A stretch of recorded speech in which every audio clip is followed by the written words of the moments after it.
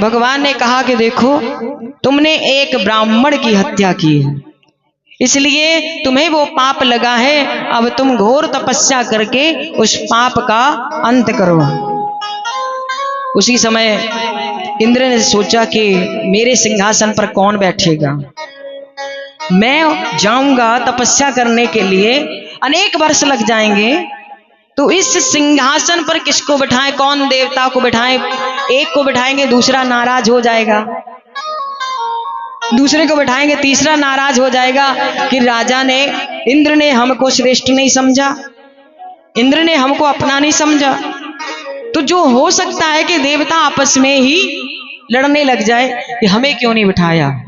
उसी समय उन्होंने पूछा बृहस्पति आदि से, तो उन्होंने कहा कि क्या करना चाहिए जिससे कि हमारा स्वर्ग भी सुरक्षित रहे और हम तपस्या भी कर लें। उसी समय कहा बृहस्पति देव ने कि देखो, पृथ्वी पर एक नहुष नाम का राजा रहता है और वो राजा बड़ा शक्तिशाली है, इसलिए उस राजा को, वो धर्मात्मा भी है, इसलिए उस राजा को ये इंद्र की पदवी जो है इस पर बिठा दिया जाए, वो इसको चला सकता है।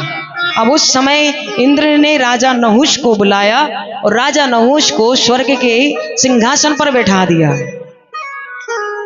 कहते हैं ना कि जिसकी पात्रता ना हो और उससे ज्यादा मिल जाए तो कहते हैं ना, उसे सहन नहीं होता, उसे हजम नहीं होता। कहाँ स्वर्ग का राज्य और कहाँ इस पृथ्वी का राज्य, दोनों में बहुत ही अंतर है।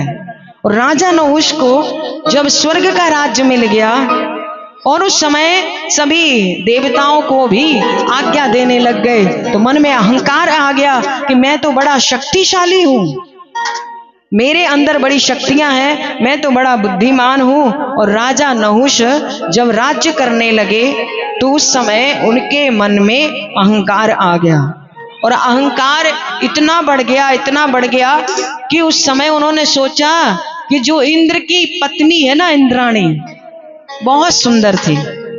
और इंद्र की पत्नी इंद्राणी सुंदर तो होंगी क्योंकि साक्षात देवी है। उस समय उसने सोचा कि इंद्र की पत्नी भी मुझे मिल जाए, सिंहासन तो मिल ही गया, राज्य तो मिल ही गया, और इंद्र ना जाने कब आएंगे, इनकी पत्नी भी मुझे मिल जाए। और उस समय उसने संदेश भेजा कि जाओ इंद्राणी से कहो कि मेरे दरबार में आए। अब उस समय इंद्राणी वहां पर पहुंची तो उन्होंने कहा कि क्या बात है महाराज, आपने मुझे याद किया, क्या कुछ